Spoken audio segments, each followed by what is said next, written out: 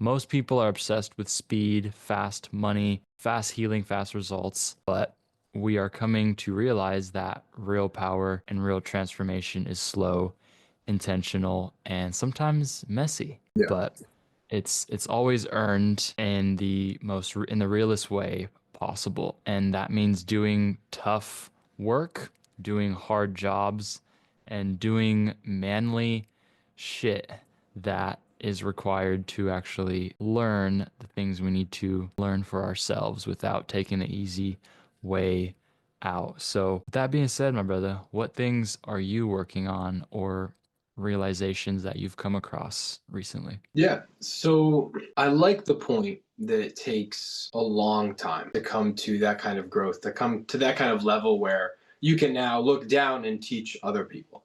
And I was actually having this conversation yesterday with another friend who's also kind of curious, and we got on the topic, and it came up that it's not necessarily that we can only make that kind of jump or we can only make that kind of progress when we take slow incremental steps. What I found in looking back at it, and looking back, like even our relationship here, even our going out and helping other people, even our going out and really being that kind of guiding force for people that are a little bit more questionative, people that are on the fence, people that aren't even on the fence, that are just generally curious here and there, and then between they're not. It's realizing that you can take somebody from 0 to 100 really quick. And if you take them to 0 to 100 really quick, everything goes right.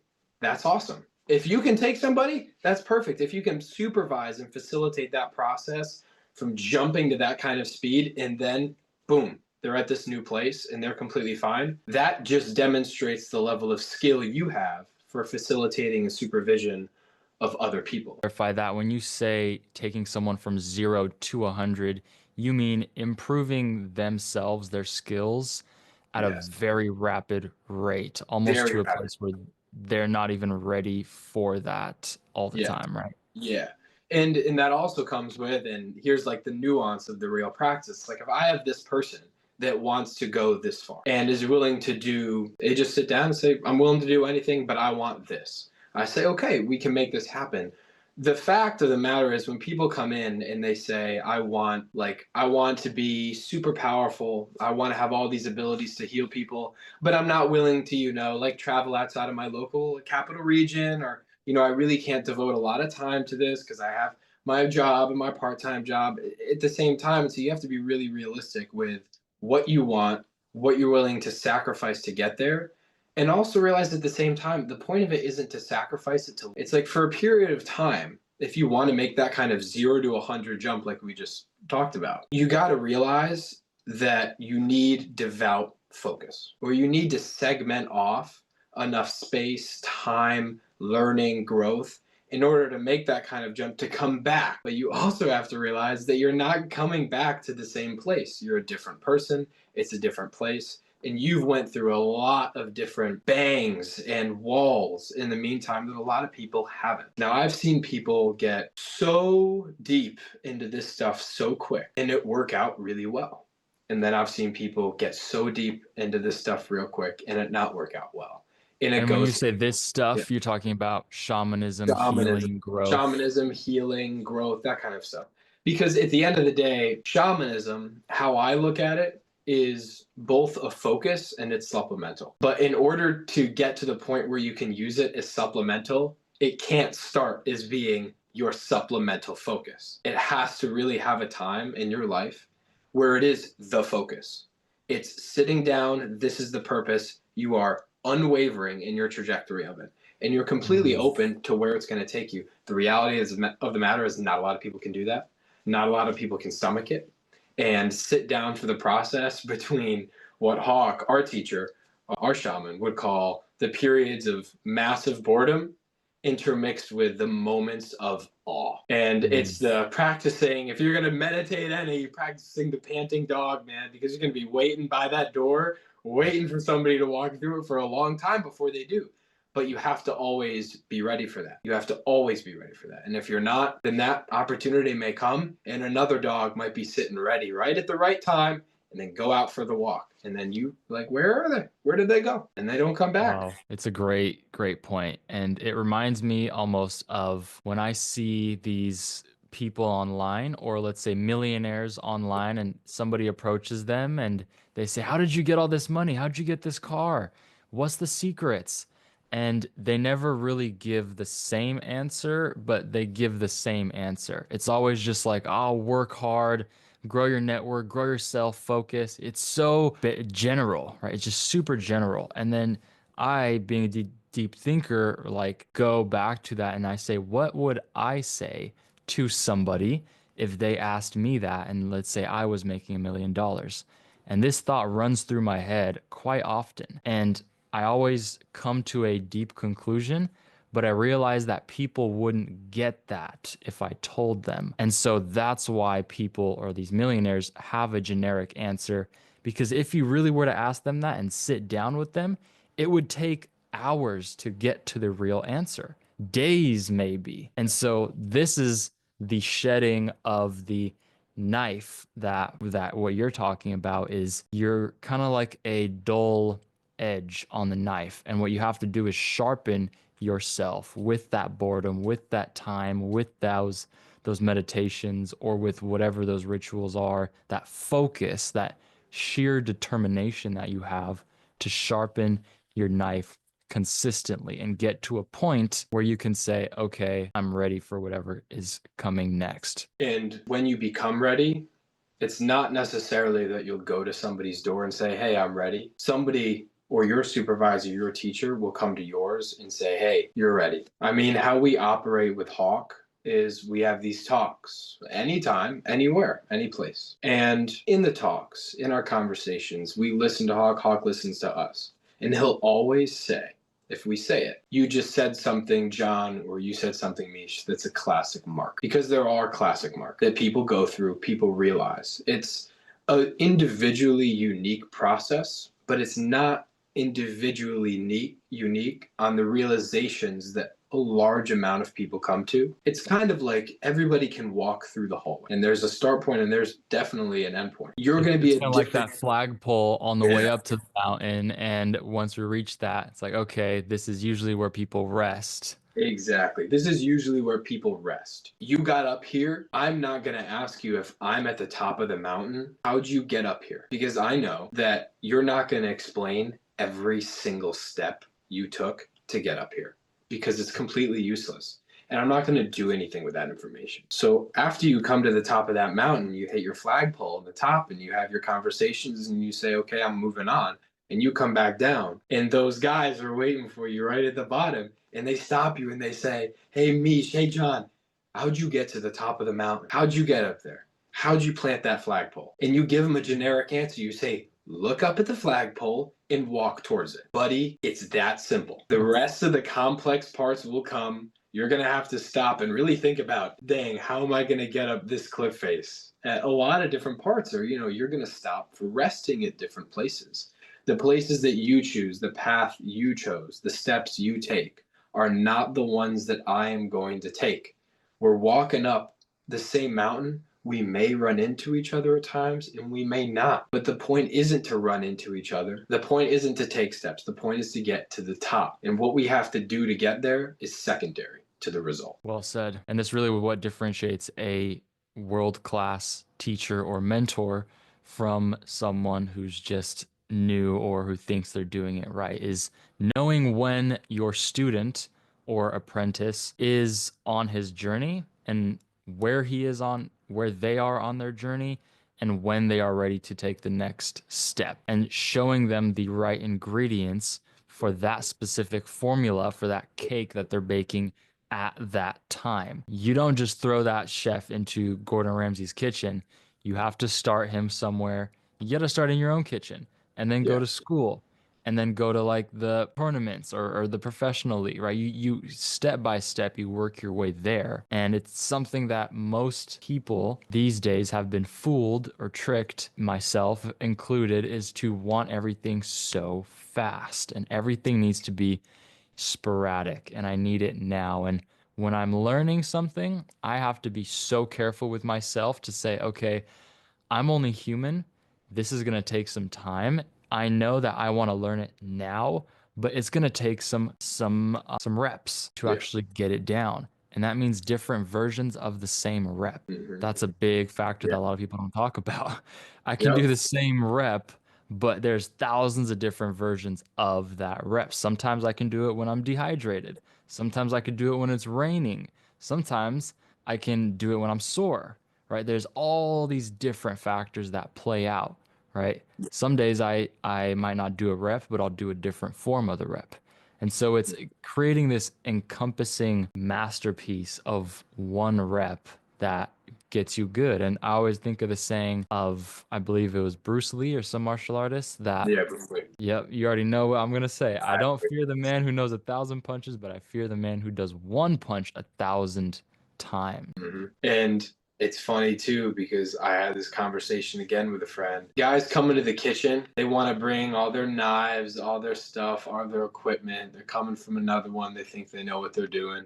They sit down or they stand up, get ready, turn on the ovens and shit, getting ready to impress somebody. They want to go straight to cooking dishes. It's like, kid, do you even know how to boil water? Like, take a second. Take a second and take your time. I love it when guys come in, and I'm sure you do too, when guys and girls come in, they say, hey, I want to make progress. I want to go quick. I want to be successful. I want to be powerful. I want to be able to do X, Y, Z, whatever. And then you say, hey, start on your divination set, for example. Make me a comprehensive divination set. Give me an example of what you can do with a little bit of focus, a pencil, and some flashcards from Walmart. And they all are like, well, okay, well, sure. A day goes by, a week goes by, you ask them how their cards are coming. I've got like, 3 or, 4. They got two. They got two and they got unfinished cards. And then another week goes by. And this is an example of what I like to call the soft wall. The soft wall will just push people out. It's Mhm. the demonstration that and the necessity when you first walk in that this is going to take some effort. A lot of people don't like that. But if you can get past the soft walls, it's not going to be easy. You're still going to have to deal with the hard walls, the hard realizations, the hard processing points where your physiology will have to change with your mentation in order for you to take it to the next level. A lot of people, though, they come in, they don't want to show the effort, and then they complain. They're like, okay, well, I don't want to do it. I don't want to do it this way. I'm going to do it my way. And I say, okay, well, you can do it your way. And then I'm going to test you. If your way is not successful, we'll know whose way to do it. And it's the assumption that people come in and they know best. And that niche, you and I both know, is how people get into something way too fast and then fall, tumble, and take other people down with them.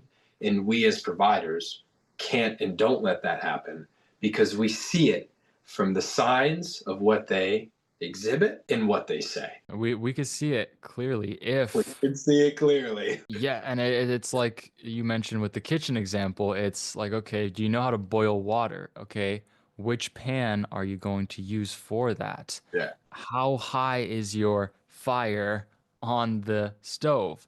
Are you Yeah. adding salt? Right? There's all these different nuances that we haven't even started boiling yet, but you have to keep in mind. Are you preparing the other ingredients before you just start boiling the water and it's going to sit there for 10 minutes before you actually have the veggies ready? And Yeah. so there's all these factors in play that you're mentioning. And it's interesting to think about because we went through the same thing when we are learning and Mm-hmm. still do. Yep. It's just the thing that I would say differentiates us from what I've experienced versus a closed-minded student is personally, I think it's the simple awareness that I know that I am complicating things. So, how can I simplify it? I want something so bad. The way I'm doing it isn't going to get me to that objective. So, I need to simplify it. I need to say, okay, this isn't going to work the way I know best. So, let me listen to someone who might know it better. And better Yeah. yet, let me try my way and acknowledge that it might not work. But let me just do it. I know everyone learns differently. Me specifically, I have to try it. I have to fail it Yeah. myself. So then I know, okay, this is not the way to go. And I've You learned this go. time and time again, right? Stuff happens in life, you figure things out, and you realize that, okay, I'm just a hard learner, I guess, because I have to I gotta Yep. go through it to really understand it, but I'm okay with that. And I allow it to, I accept it, right? And I see it. And the next time I am confronted with a challenge or something difficult, I say, okay, I need to learn by doing this the hard way. Because if I try to, cheat or go around it, I'm not Hmm. going to get that lesson in. And so, No. exactly what you're saying is being a proper mentor means actually being able to share the awareness that, hey, buddy, I know you think one way is right, and it might be, but until you can prove it wrong, then I don't believe you. Yeah. It's like take a step back and really go into this with no ego. And everybody starts at the basics. Dude, some people spend their life in the basics, and you know that for sure too. You look around you every day, you see somebody that maybe how you deem farther ahead or connected deeper in themselves as you see another person. You know, it's no fault of their own. Very few people are really given the privilege to find a mentor or teacher that can kind of cultivate those skill sets in a way that allows you to not only experience shamanic level or the shamanic era of things, but influence. Because there's a real different line that separates the two. Anybody can experience, anybody can see spirits, anybody can go down the hallway and hear this voice and talk to it. But can you, Mish, can you, XYZ, change the economic state of a country just by mental attention in a week? It's It's a like great you question. you have a week to increase the GDP of India. It's all you, buddy. And then right then and there, you're like, okay, well, the basic guy walks in and says, okay, can you boil water? Even the first kind of test, can you make a soup? Can you bring different people together, mix them in a way that is complementary, and then serve it to them as sustenance? Serve it to them as something that fulfills them, an energy that just keeps on giving, that processes through their body. And then they go out with that knowledge and then they learn how to make another soup or do it there and do it here. But that right there is still basics.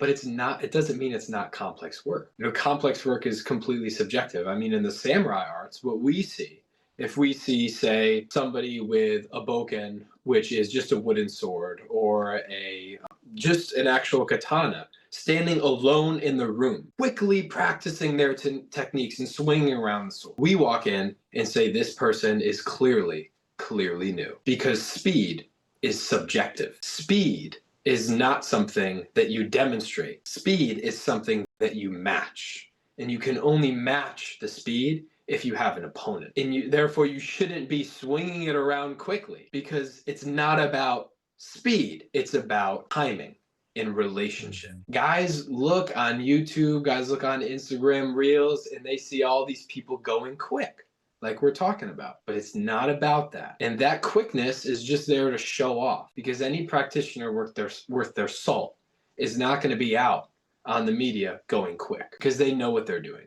They know that there's no need to flaunt those kind of feathers. These are principles that we learn over time and develop. And there's something that comes with experience. And just like you were saying, man, it's stuff that comes with making mistakes. I have made so many mistakes, dude. It's insane. I have gotten called to do work and I'll think, you know, I got to do it my way.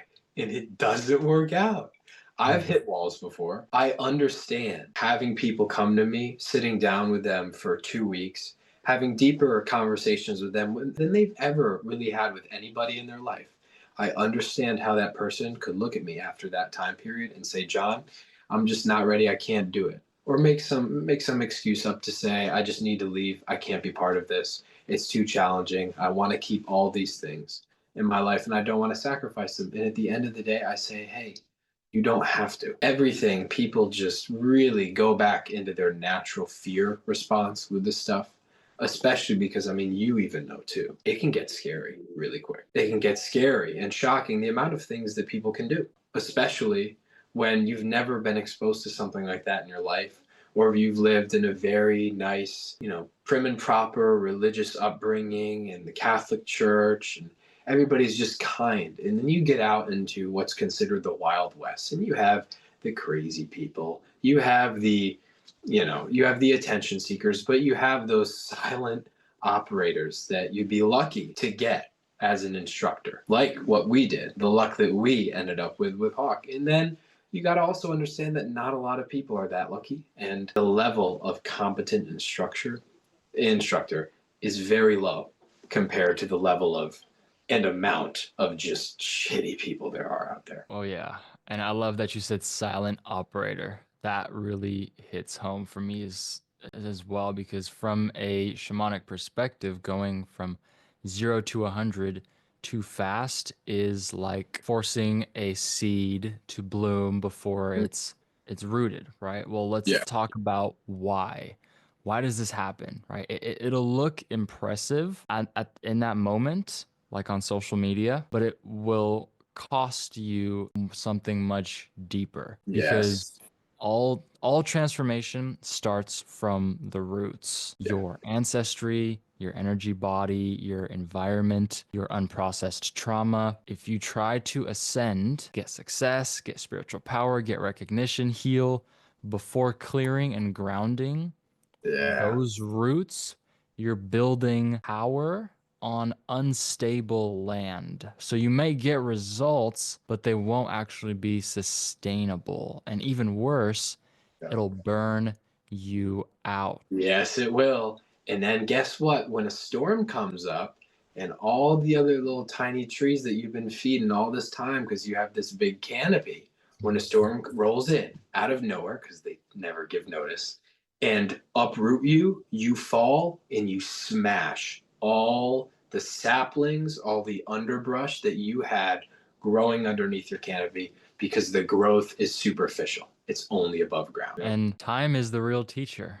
Yep, right? At the end of the day. And it is. medi- the medicine moves at the pace of truth, and truth takes time. So you can't rush your journey because you're just chasing another timeline or Exactly. you're just chasing results. You're trying to escape yourself. Yeah. And anything built from that place ends up just being a trap instead of a breakthrough, which just takes a little bit longer. But when you Yeah. actually start to get results slowly and you start to find more clarity and you start to feel into your power, then I would say the next step is to not feel like you've arrived. And this goes into a completely another conversation, but I think it's important to bring up It is. because that's how your ego starts to dress itself up into a new suit. There you go. And a real shaman or a spiritual teacher or a mentor slows down when things speed up because true power isn't loud. Yeah. The alphas are loud, but the sigmas are quiet, but they're intentional and they're deeply aware of all the consequences that Yeah. that can happen from the situation. So, Yep. You're exactly right. And it even comes into question when people really try to seek the limelight and start pushing themselves off, maybe when they're not at the place where they should be spreading this message or qualified to teach these things. And I was guilty of that at a time. And I learned a very hard lesson I would love to share with everybody. And that lesson is if you don't want to be treated like a guru, don't act like one. Set the example of somebody you would reach out to. And if you ever lose that, take a step back and really ask yourself, who am I playing myself out to be? And is this person trustworthy? Is this person reliable? And do they have the qualifications or the persona that I needed in someone else when I first started, that I looked for? And if they don't, and if you don't, hold up, because it's easy to get too far too fast into the appease everybody. You got to realize, I mean, even with Hawk doesn't run the most successful social media campaigns. He doesn't need to. He has that silent undertow of fundamental knowledge, man, and it goes far beyond that. But anything the public is going to see is just that fundamental knowledge. Because just mhm. like we talked about earlier, we're not, and we really can't go into the ability or the results of some of what this stuff can give because it's not, at the end of the day, it's not public information.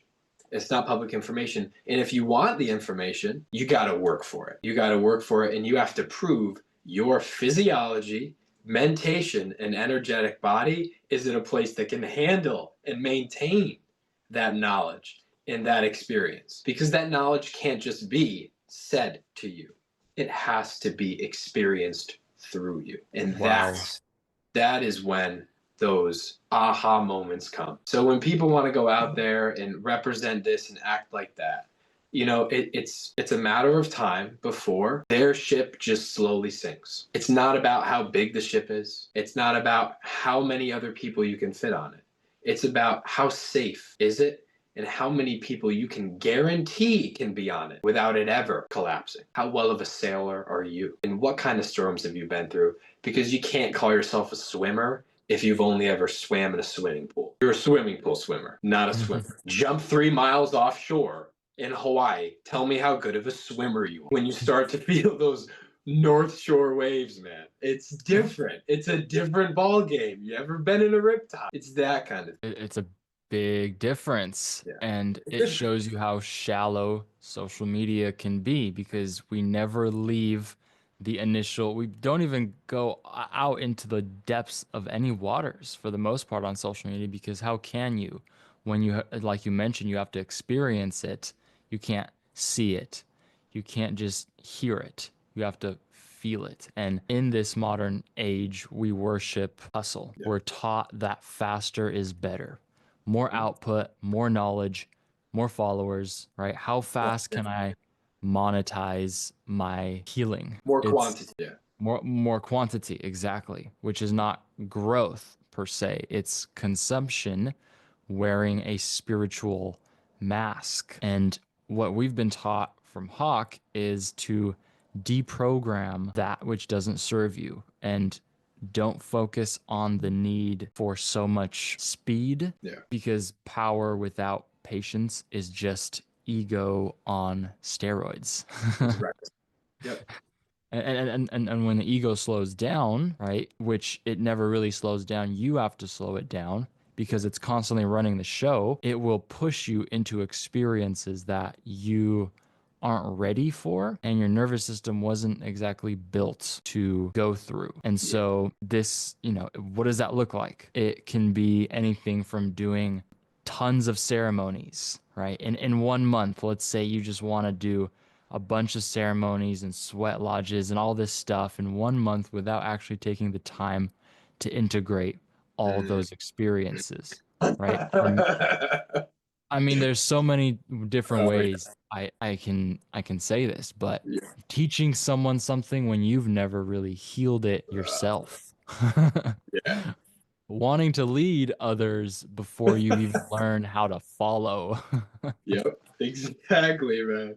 Exactly. It's so easy to think that because you've understood something, you're done with it and Yeah. that's it. That's all I needed. And Yeah. in shamanism, what we practice, this is the real work that is just starting. The Yep. ceremony might last just one night, but the lesson can take years to unfold and to really sprout and show Yeah. itself to you. And it's so accurate. And I love what you just said because it hits home in so many levels. Pitfalls that some of us have slipped into as students, and we certainly see a massive amount of people fall into.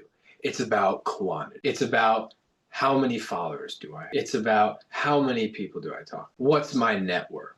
It doesn't even matter like the people or their level in my network. Just how many people do I know? It's the let me do as much ceremonies or rituals, let me pay for as much courses as I can, get like some more papers for my I love me wall so people can trust me. Let me buy more crystals so, my house is clear, or I just have so many different tools to work with. These are the ways that unfortunately a lot of the shamans that sell out market. And so And one of the first sorry to cut you off right there, but you said something that's so important that I think I need to just speak on is you yeah. mentioned tools, and I'll let you Yes. finish what you're going to say, but power is a weapon.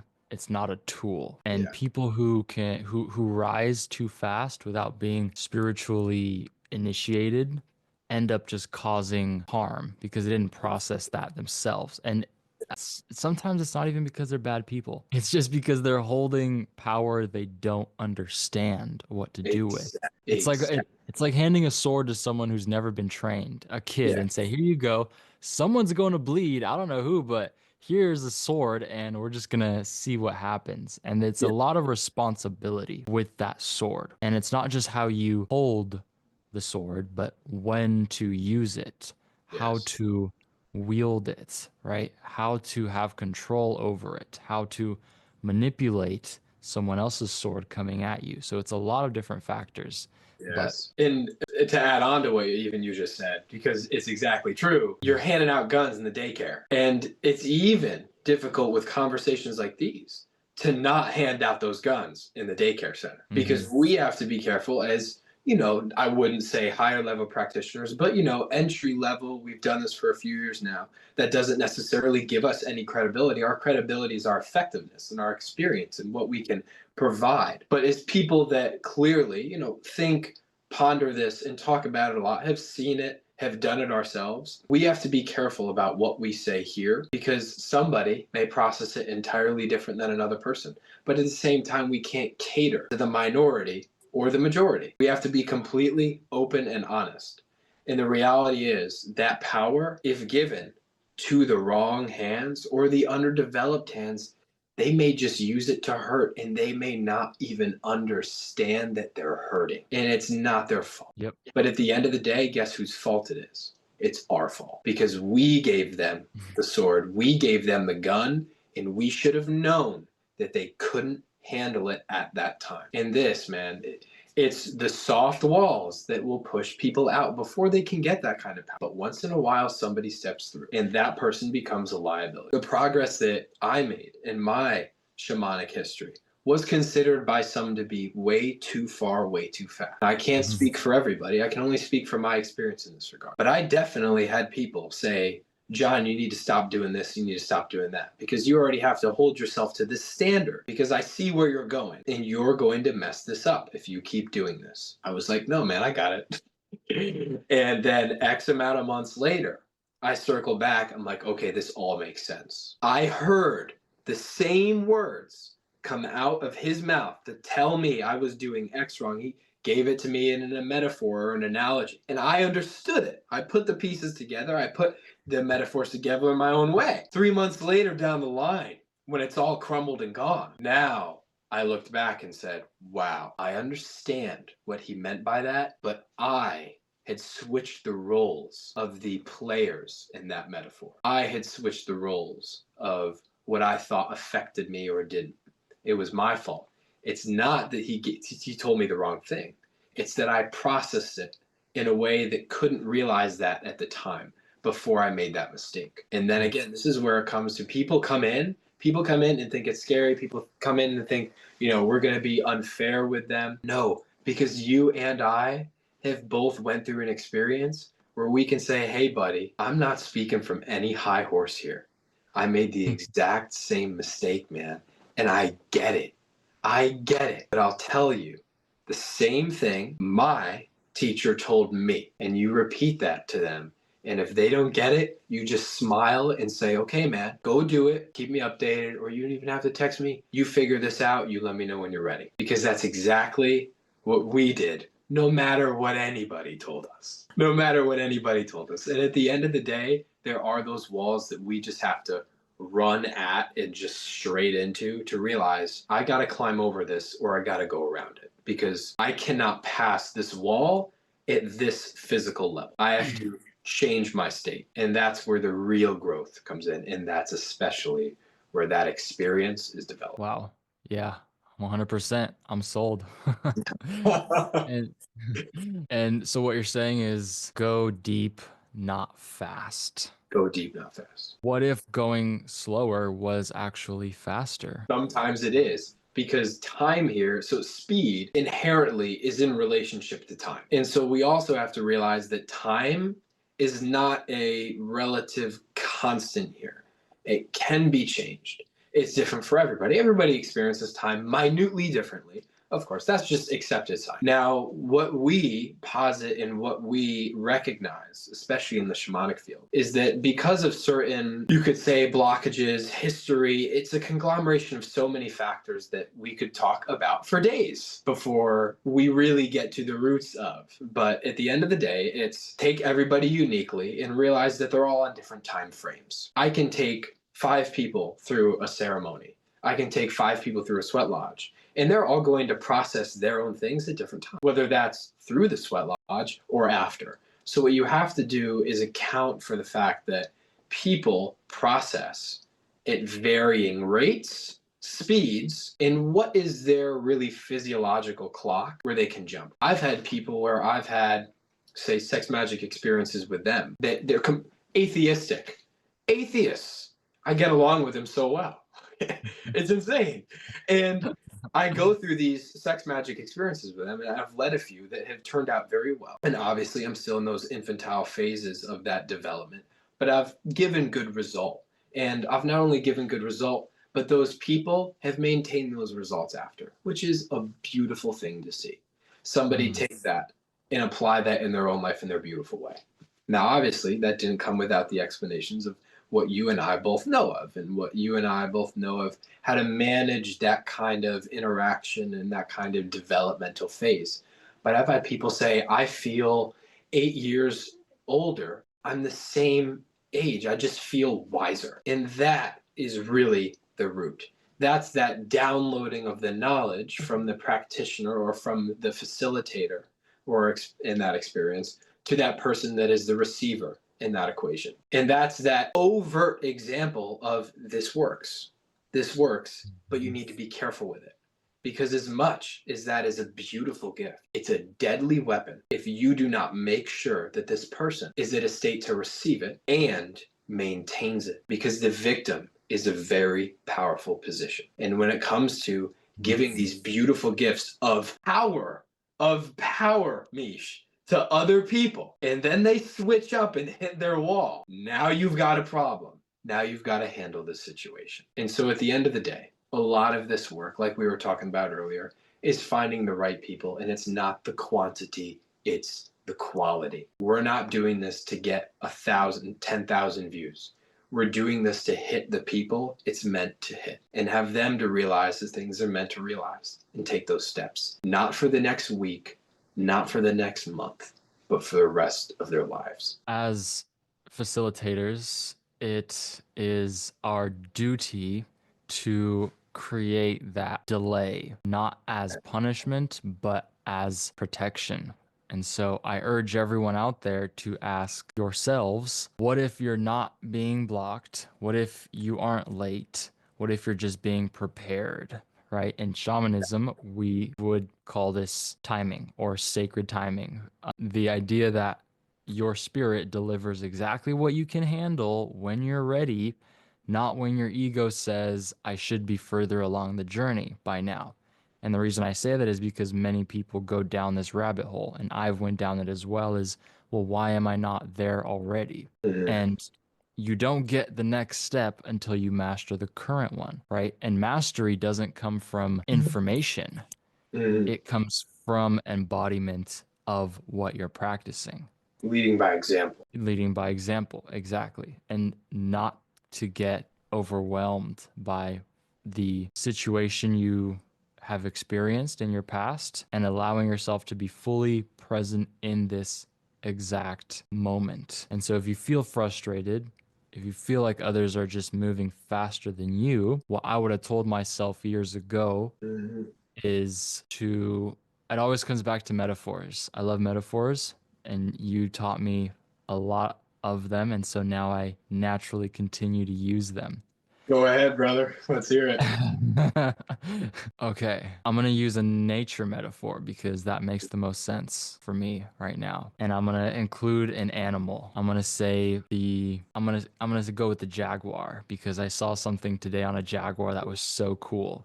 And it I was a love it. jaguar fighting a bear. And I was like, who would win?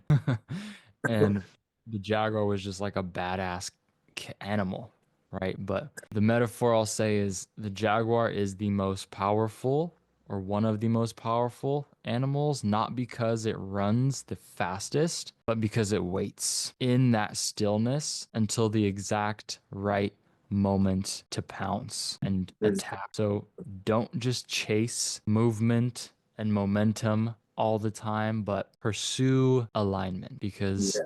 you're not late, you're on time. And if anyone out there does want to learn more or just have a simple conversation with us after hearing this, then let us know. We're always open to that. So, I'll put my John, phone number in the comments. Like, call anytime. gladly. You'd be surprised. People have called at worse hours.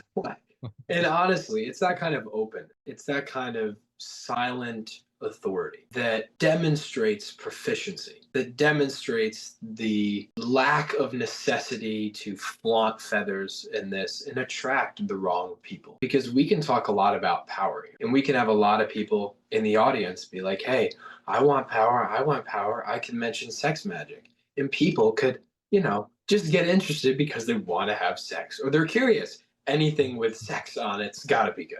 Like, Yep. and so we attract the wrong. Now, obviously, we're not speaking from my horses.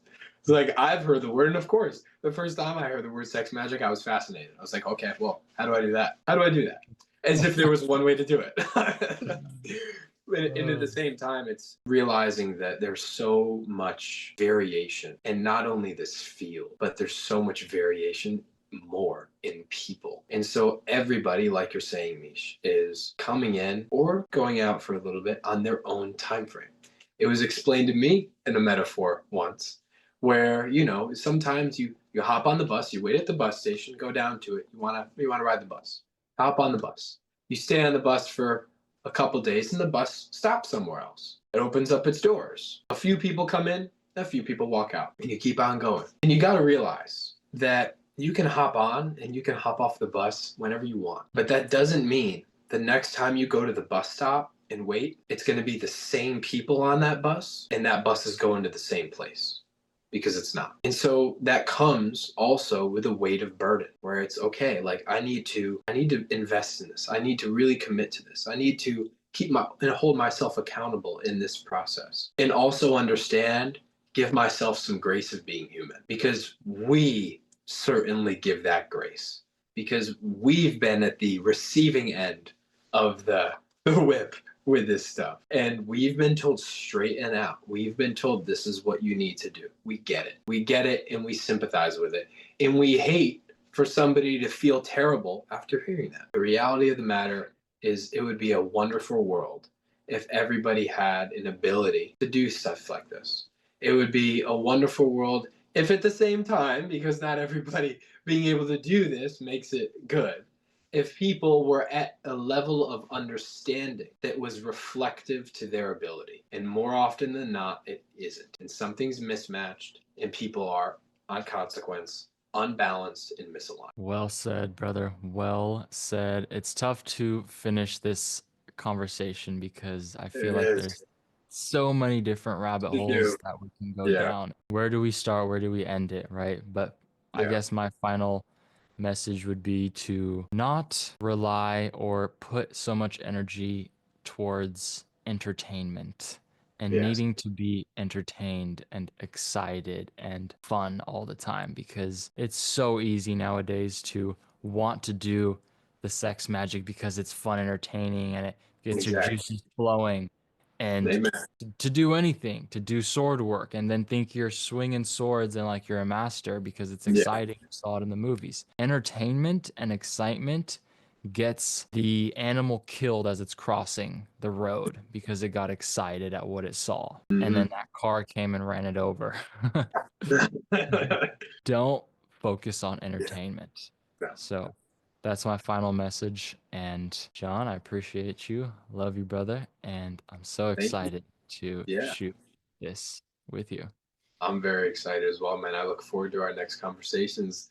And I like what you said, where, don't even know where to start, don't even know where to end, because there's no right place to start and there's no right place to end. Because honestly, these kind of conversations are not over. And hopefully, there are many more to come. And I look forward to them all. Yes, sir. Well said. Until next time, peace Until White light, love, namaste, and all that shit. Be lights, my love. Ciao for now. Ciao for now.